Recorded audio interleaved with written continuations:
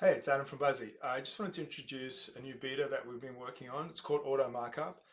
It's pretty cool. So you can take a Figma file and you can make it work. And making it real is often a lot of effort. Even with the Buzzy plugin and that, you had to manually mark up your screens, fields, forms, all that stuff. And it just took a bunch of time.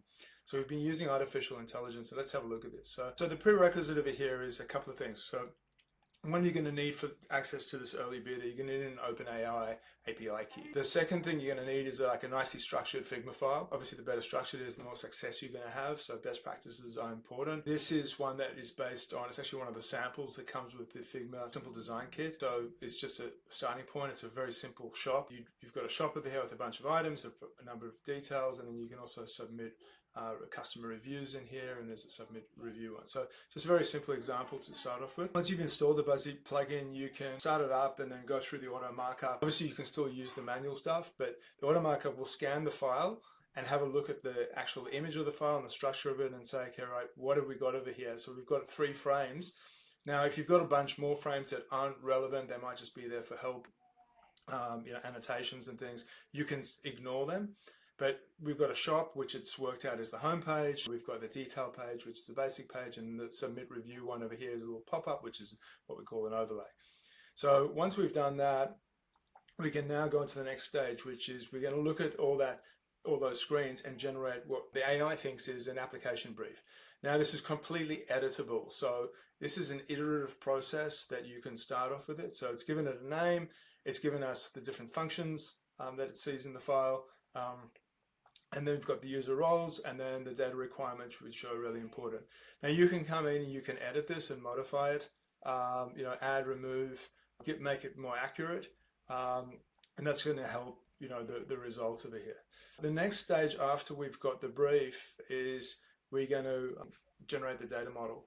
So it's going to look at the structure of the file, what it thinks it needs in terms of a data model or database underneath it. So including things like products and reviews, it might even go ahead and do things like put a cart together and so on. So if we look over here, so we've got a product, brand name, description. It's got an image gallery, which is product images. That's good. So make sure it's got, the data elements in each of these have all the right data that are there, and you can come in, you can edit it. So for example, I could edit that field, I could remove it, change its name, and so on. So it's looked at, there's a newsletter subscription over here where somebody can come in and put an email in. And again, so this is the underlying database that's required. So the next step is, and I'll probably break this into subsets of screens if you've got a large file. I'm going to get it to do all 3 of these, and it'll take a bit of time. We're using the latest OpenAI O1 model, just a lot better reasoning. But the flip side of that is it does take a lot longer to mark up the screens. And when I talk about longer, it's like probably taking between, let's say, 1 to 3 minutes, and it runs them all in parallel. So just depending on how long and how slow OpenAI is going at that point in time, it might just come with a variant. So I'll pause over here and we'll come back to it and see what it's marked up, and then we'll publish this application and see it actually working, what it's done.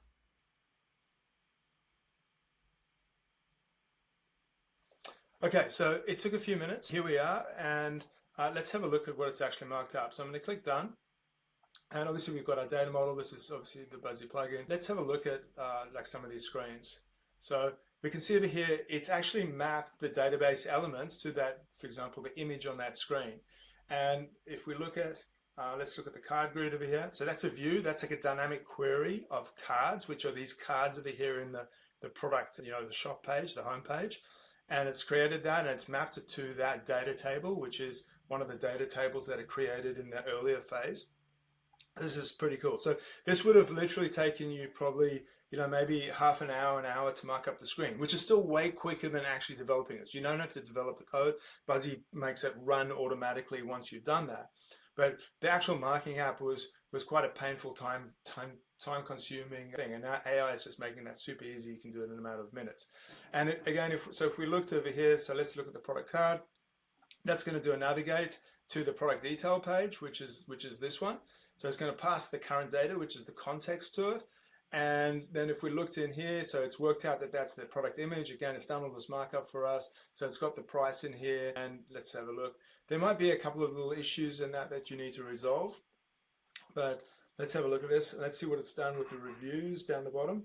So let's have a look over here, review body. Let's go and have a look at a review card. Card grid. So again, this worked. It's worked out that reviews are a subtable, a one-to-many relationship between the product, and it has many reviews. So it's worked all that out. It's marked up the review card. Let's have a look over here. So it hasn't done that rating field. Let's have a look. So the text. Yeah, there might be some text field in there. So that's got the rich text for the review. So it's done all that for us. So again, we can still come in and modify this and modify anything over here that the AI hasn't got right, but it's just it's just made this so much faster. And then let's have a look. So let's see the submit review, and let's see if it's done that. Where is that on the left-hand side here? Here we go. It's a button. So then that's done an action navigate. That's going to bring up this little submit review modal or overlay window here. So that's pretty cool. So let's go through. I'm going to create a new app. So we've got a brand new application, and then I'm also going to generate the sample data for this application. So not only has it marked it up, and again, this is here to speed things up for you, but we're going to generate some sample data for this.